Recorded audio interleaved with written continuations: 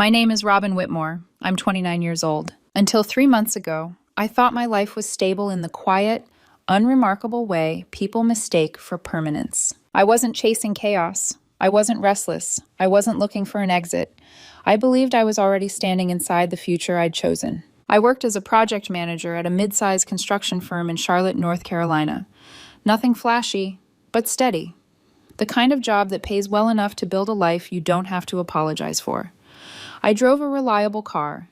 I rented a clean 2-bedroom apartment downtown. I paid my bills on time. I planned. I saved. And I loved a man I believed was building something alongside me. His name was Richard. We'd been together for 2.5 years. We met at a mutual friend's barbecue in the spring.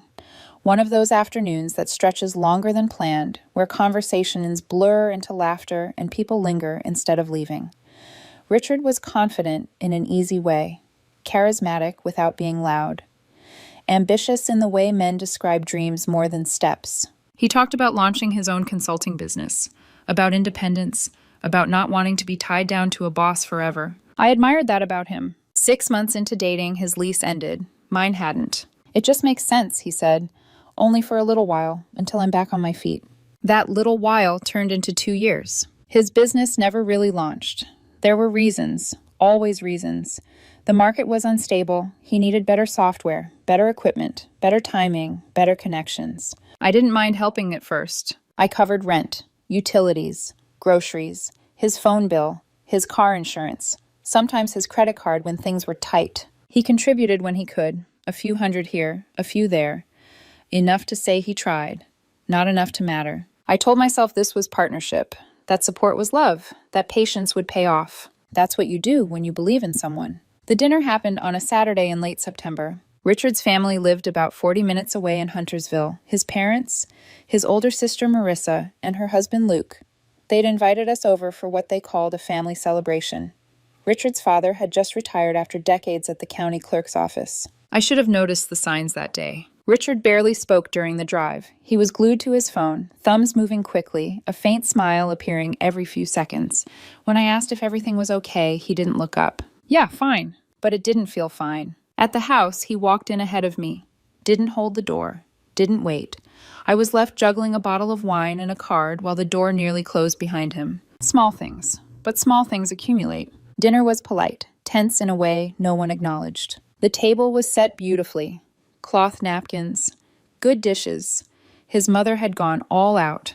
The food was warm and generous, the kind that takes hours to prepare. Conversation floated awkwardly. His mother asked me about work, about my current projects. I answered carefully, politely, doing my best to be present. Richard barely participated. He checked his phone repeatedly until his mother gently asked him to put it away. Halfway through the meal, his father raised a glass. I'm grateful, he said, for family, for being here together. We clinked glasses. I reached for Richard's. He pulled his away. Not dramatically, just enough. Marissa noticed. I saw it in her eyes. Then his mother smiled at us. So, she said lightly, you two, any big plans coming up? It was the kind of question parents ask when they're hoping for engagement news. I opened my mouth to deflect with humor. Richard set his fork down hard. We're not together, he said. The room went silent. I stared at him, my brain lagging behind reality. What? I whispered. He turned toward me with a look I didn't recognize. Cold, detached, almost rehearsed. We broke up weeks ago, he said. She just won't accept it. My heart dropped. I looked around the table, searching for confusion, for laughter, for someone to say this was a joke. No one did. And in that moment, I realized something terrible was unfolding. Something I hadn't prepared for. Something I hadn't seen coming. And it was only just beginning. For a few seconds after Richard spoke, no one moved. No one laughed. No one asked him to repeat himself. No one looked at me with the confusion I felt tearing through my chest. The silence pressed in from every side, thick and suffocating, broken only by the faint ticking of the clock in the kitchen. I could hear my own breathing, shallow and uneven, like I'd just run up a flight of stairs I hadn't prepared for. Richard, I said finally, my voice low, controlled by pure instinct. What are you talking about? He didn't hesitate. That was the part that scared me most. We broke up, he said again, louder this time, turning slightly so his family could see his face better than mine.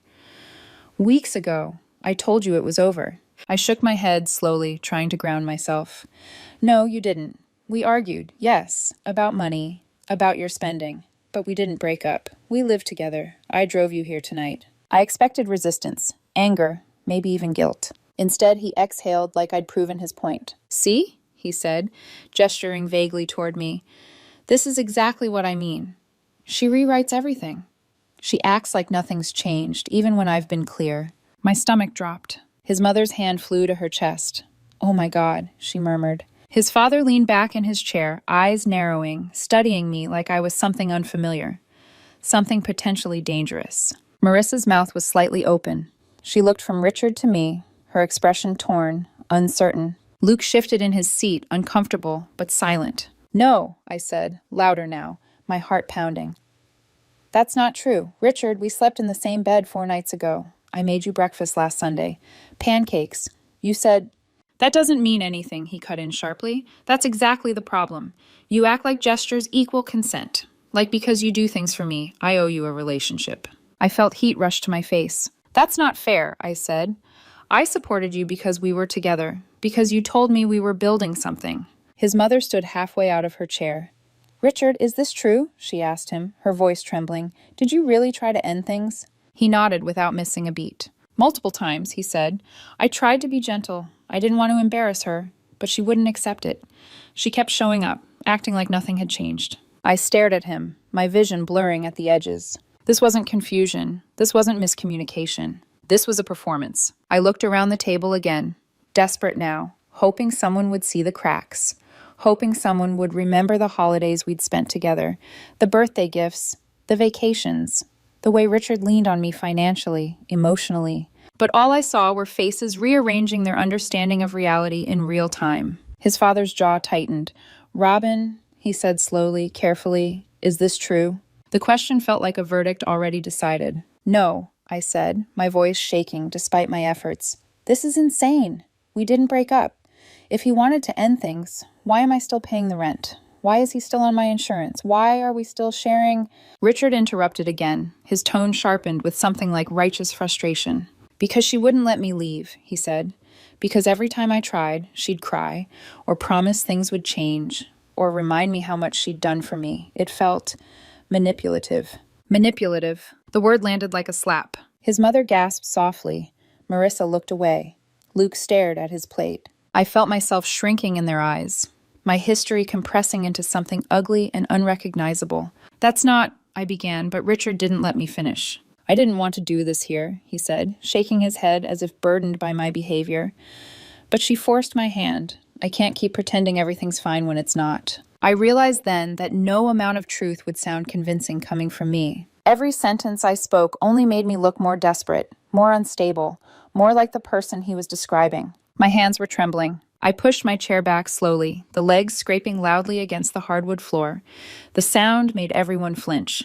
I don't know what this is, I said, forcing my voice to steady, but I'm not going to sit here while you lie about me. Richard opened his mouth, maybe to escalate further, maybe to finish destroying me, but I didn't wait. I'm leaving, I said. His mother started to speak. His father shifted forward. Marissa looked like she might say my name. I didn't give any of them the chance. I walked out of the dining room, through the living room where framed family photos lined the walls. Christmas mornings, beach vacations, smiling faces that now felt like witnesses to something grotesque. I stepped outside into the cool night air, my lungs burning as if I'd been holding my breath for hours. My hands shook so badly I struggled to unlock my car. Once inside, I sat there with the engine off, gripping the steering wheel, staring straight ahead. My chest hurt. My ears rang. My phone buzzed. A text from Marissa. What just happened? I didn't reply. I started the car and drove. The 40-minute drive back felt endless. Streetlights blurred into streaks of yellow and white. My mind replayed the dinner on a loop. Every word, every look, every accusation. Had I missed something? Had he said something I ignored? Was there a conversation I'd blocked out? But no matter how hard I searched, the truth stayed the same. We hadn't broken up. When I finally pulled into the parking garage of the apartment we shared, the building looked different. Smaller. Stranger. Like I was returning to a place I no longer belonged. Inside, everything felt contaminated. His jacket hung on the back of the chair. His shoes were by the door. His laptop sat open on the coffee table, like nothing had changed. I sank onto the couch and stared at the wall. Minutes passed, or hours. I wasn't sure. What I did know was this. Something had shifted permanently at that table. And whatever Richard had planned, whatever story he'd decided to tell about me, I was already standing in the wreckage of it. I just didn't know yet how much he'd taken, or how far he was willing to go. I didn't sleep that night. I lay on the edge of the bed, fully dressed, staring at the ceiling, while the city hummed faintly outside the windows. Every few minutes, my phone lit up on the nightstand. Missed calls, messages, his name. I didn't answer any of them. At some point before dawn, something inside me went quiet. Not calm, not peace. Resolution. By the time the sun crept through the blinds, I wasn't wondering what went wrong anymore. I wasn't replaying the dinner. I wasn't searching for explanations. I was making decisions. I walked through the apartment slowly, deliberately, as if seeing it for the first time. The couch I'd paid for. The dining table I'd bought because Richard said he worked better with space. The television mounted on the wall. The subscriptions tied to my email, my card. In the bathroom, his grooming products crowded the counter. In the closet, his clothes occupied more space than mine. 2.5 years of shared life. And suddenly it all felt like evidence. I made coffee and sat at the kitchen counter with my laptop open, a legal pad beside it.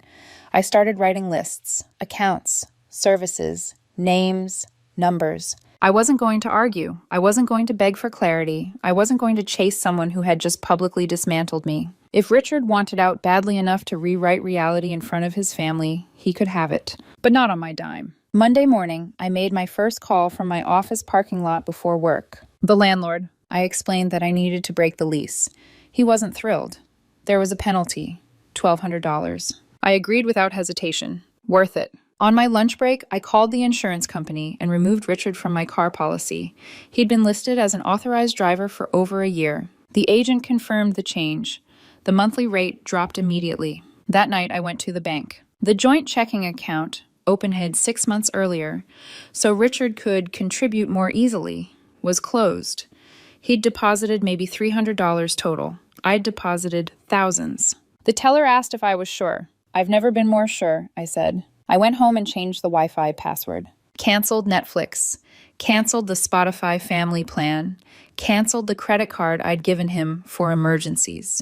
When I pulled up the statement, my stomach turned. Restaurants, takeout, online shopping, grooming appointments. Nearly $2,000 in charges, all while he'd been planning to call me obsessive. By Tuesday, I was packing. I boxed up my clothes, my books, my electronics, kitchen equipment I'd paid for, furniture, lamps, even the coffee maker. I took photos as I went, every room, every item, proof. I left him the couch. I'd bought it used. And the bed frame. He'd actually contributed toward that. Everything else came with me. I found a 1-bedroom apartment across town near my office. Smaller, cleaner, mine. I signed the lease Wednesday evening, moved in Thursday. 2 trips with a U-Haul and a coworker who didn't ask questions, just helped load boxes and handed me bottled water. Richard wasn't there for any of it. He texted Tuesday afternoon. "I'm getting my stuff this weekend," I replied once. "Take what's yours. I'm gone." That's when the calls started. Voicemails, messages, accusations. "You can't just leave."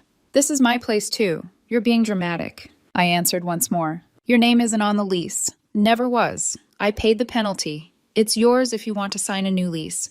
Otherwise, you need to be out by the end of the month." Then I blocked his number, blocked his social media, blocked his email. Clean break. That night, alone in my new apartment, I sat on the floor with my back against the wall and felt something unexpected. Relief. Not happiness, not yet. But space. Space to breathe without being reframed. Space to exist without someone else controlling the story. I thought that was the end. I thought cutting him off financially and emotionally would close the chapter. I was wrong. The weeks after I moved felt strangely quiet. Not peaceful, just hollow. I threw myself into work because it was the one place where reality still made sense. Deadlines, emails, blueprints, meetings where words meant what they were supposed to mean. I stayed late at the office most nights. Not because I had to, but because going home meant being alone with my thoughts, and I wasn't ready for that yet. I avoided the places Richard and I used to go together. The Italian restaurant downtown where we had our first real date.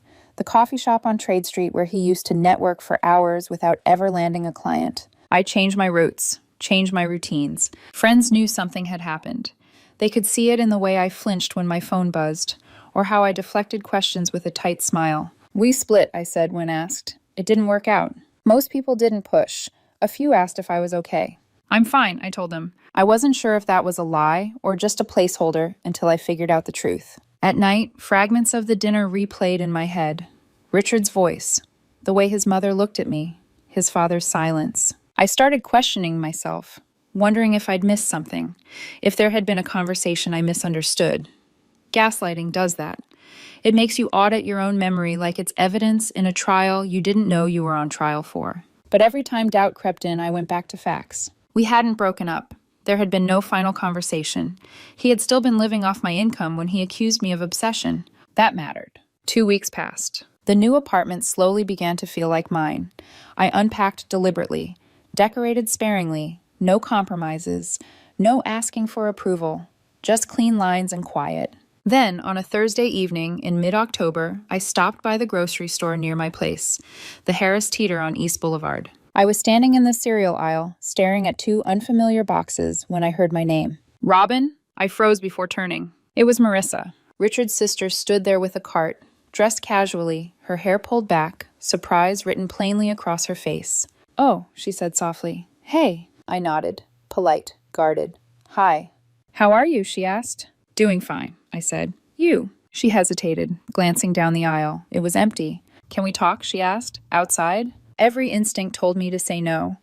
Pulling anything from Richard's world back into my life felt like inviting contamination. But curiosity won. Or maybe I just needed confirmation that I hadn't imagined everything. "Okay," I said. We checked out separately and met by her car in the parking lot. She leaned against the driver's door, arms crossed tightly like she was bracing herself. "I need to tell you something," she said. "I'd rather not reopen everything," I replied. "It's done. I've moved on." She shook her head. "No, you haven't heard this part." My stomach tightened. "Richard lied," she said, "about all of it." I felt my pulse spike. "He never broke up with you," she continued, words coming faster now.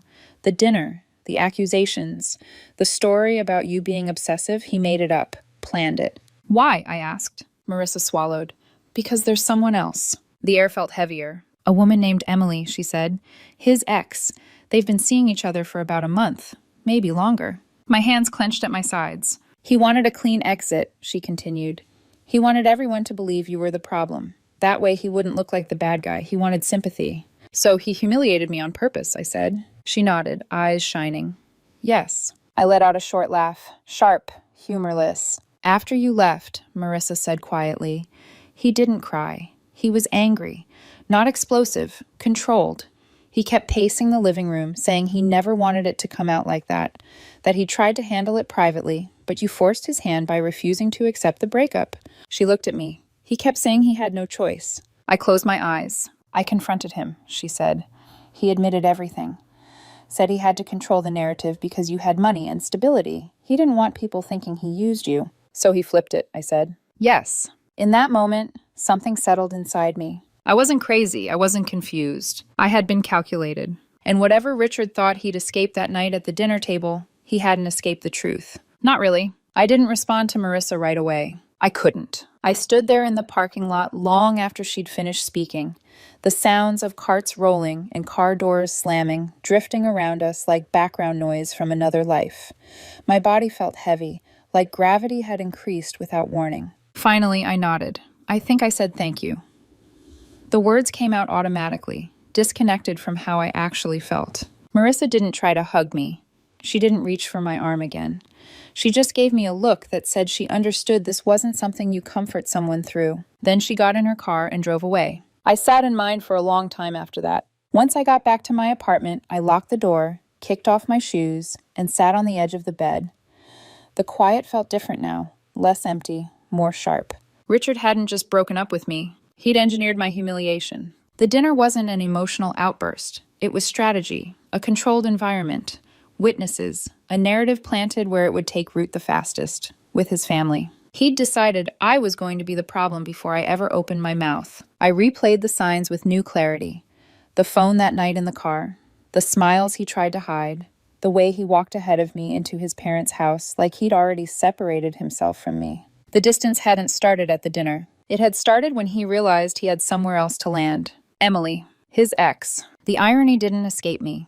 He'd gone back to the one person who already knew his story, his insecurities, his shortcuts, someone he didn't have to pretend with, someone who remembered him before responsibility. And yet, even then, he hadn't let go of my safety net until he was sure his story would hold. What stayed with me the most wasn't the betrayal. It was the entitlement. He assumed I'd be fine, that because I had money, stability, a career, I could absorb the damage quietly, that my dignity was flexible, that I'd swallow the humiliation and disappear. He never considered that cutting him off wasn't revenge. It was self-respect. I didn't confront him after that. Not once. There was nothing to gain. He'd already shown me exactly who he was when he thought he was in control. I wasn't going to give him another stage, another opportunity to perform, deflect, or reframe. Silence was stronger than any accusation. Over the next few weeks, pieces of the truth began to surface without my involvement. A mutual friend mentioned that Richard and Emily were already having problems. He told her he was between places, that he was focusing on himself, that he didn't need much. What he meant was he needed someone else to pay. When Emily realized that support came with expectations, financial, emotional, otherwise, things unraveled quickly. The relationship ended not with a fight, but with refusal. He reached out to mutual friends after that, spinning new versions of the story, saying I'd overreacted, that I'd stolen from him, that I'd abandoned him without warning. Most people didn't buy it. Marissa had quietly corrected the record where it mattered, not loudly, not publicly, just enough. His parents eventually learned pieces of the truth. I don't know how much. I don't know how they handled it. Parents tend to protect the image of their children even when it cracks. I didn't ask. In early November, I got a text from an unfamiliar number. I made a mistake. Can we talk? I stared at the message for a few seconds. Then I deleted it, blocked the number. As of now, things are better. Not perfect, but solid. The apartment feels like mine in a way the old one never did. I arranged it how I wanted. Clean, intentional, quiet. Work noticed the shift before I did. A promotion came through. More responsibility, a raise. Recognition that felt earned, not conditional. I've gone on a few dates. Nothing serious. One man in particular, steady, grounded, stood out because he paid for his own meal without comment. He didn't flinch when I said I wasn't in a rush. That alone felt refreshing. Richard moved back in with his parents in Huntersville. That's what I heard. I don't know how long he stayed. I don't care. Some chapters don't need revisiting to be closed. I still think about that dinner sometimes. The way the room turned on me. The speed with which truth can be rewritten when someone else controls the narrative. But walking out without defending myself, that was the first time I chose myself without hesitation. Cutting him off financially and emotionally was the second. Some people will burn your life down just to stay warm. I'm just glad I stepped out before the fire reached everything. The strangest part was how little I had to do. I didn't expose Richard. I didn't send screenshots. I didn't correct every lie. I just stopped participating. And without my silence being filled in for him, his story began to collapse under its own weight. At first, it was subtle. Small inconsistencies people noticed only after they'd heard the same version of events told 3 different ways. A date that didn't line up. A detail that shifted.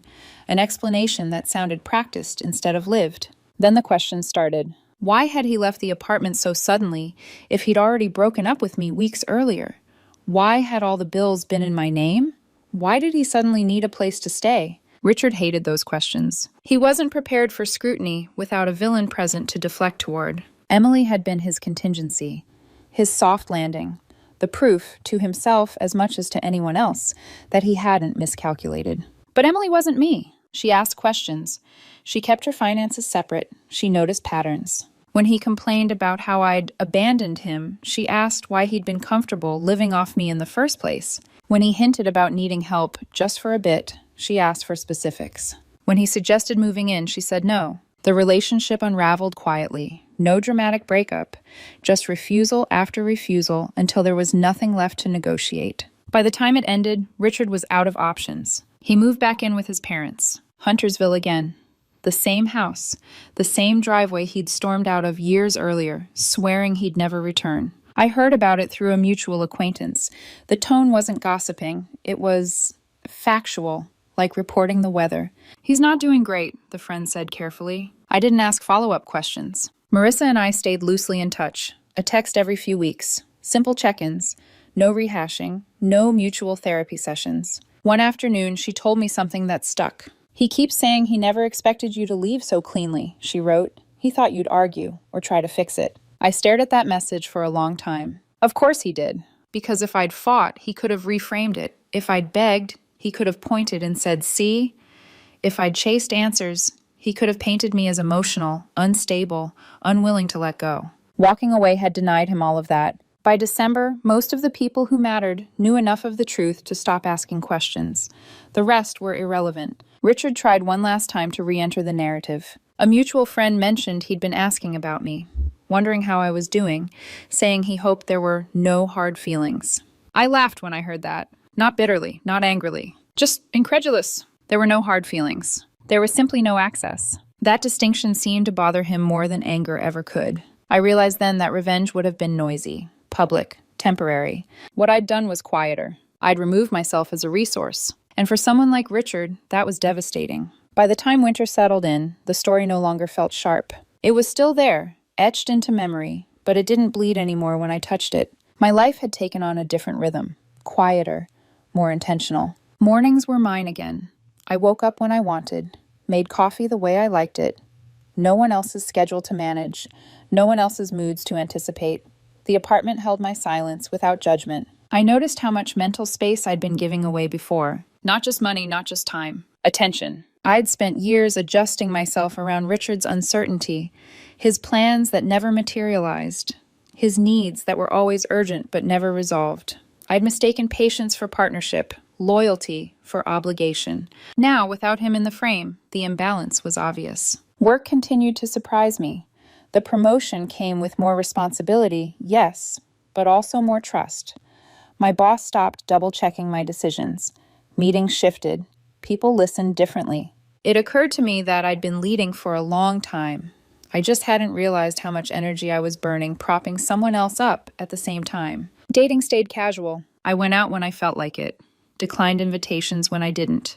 No explanations required. No guilt attached. One evening, after a second date that ended with an easy laugh and a mutual understanding that neither of us was rushing anything, I walked home alone and felt something I hadn't in months. Contentment. Not excitement, not distraction. Contentment. Richard faded into the background of my life in a way that surprised me. I thought there would be more anger, more lingering resentment. But the truth was simpler. He didn't matter enough anymore. I stopped checking mutual connections. Stopped wondering who knew what. Stopped imagining explanations I'd never give. The version of me who needed to be believed by his family didn't exist anymore. One night, driving home late, a song we used to listen to came on the radio. I waited for the familiar ache. It didn't come. Instead, I thought about the woman I'd been at that dinner table, sitting straight-backed, trying to be reasonable, trying to explain herself to people who had already chosen a side. And I felt something close to compassion. She didn't know yet that walking out without defending herself would be the turning point. That silence would be strength. That leaving cleanly would be the thing he never recovered from. I turned the song off and kept driving. That chapter was finished. Not because I'd erased it, but because it no longer defined me. I don't think closure arrives all at once. It comes quietly, in moments you don't announce to anyone. Like the first time you realize you've gone an entire day without thinking about them, or the moment their name stops triggering a reaction and becomes just a name. By early December, I understood something I hadn't at the beginning. What happened at that dinner wasn't just a breakup gone wrong. It was a test. Richard tested how much humiliation I would absorb to keep the peace, how much reality I'd be willing to bend to protect his image, how much of myself I'd give up if he framed it as misunderstanding instead of betrayal. I failed that test in the best possible way. I walked away. I didn't scream. I didn't plead. I didn't fight for a version of myself someone else had already decided to discard. That choice followed me forward in ways I didn't expect. At work, I stopped over-explaining. In relationships, I stopped compensating. In my own head, I stopped rewriting my instincts to sound more reasonable. I trusted myself again. I heard through a mutual friend that Richard still tells the story sometimes. Not dramatically, just selectively, a softer version now, one where things were mutual, where circumstances were complicated, where no one was really at fault. That's fine. People like him need a story they can live inside. I don't. The truth doesn't need defending when your life reflects it. My apartment feels like home in a way no shared space ever did. My calendar belongs to me. My money does what I tell it to do. My time is spent on people who show up without needing to be carried. Sometimes, late at night, I think back to that dining room, the way the air changed, The way I realized, in real time, that I was being rewritten. If I could speak to that version of myself now, I wouldn't tell her to fight harder. I'd tell her this: you don't win by being believed. You win by leaving intact. Some people will try to destroy your credibility before they ever let you leave with your dignity. Let them keep their version. You don't need it. Walking away clean isn't weakness, it's clarity. And once you choose it, there's no going back to the person who thought staying was strength.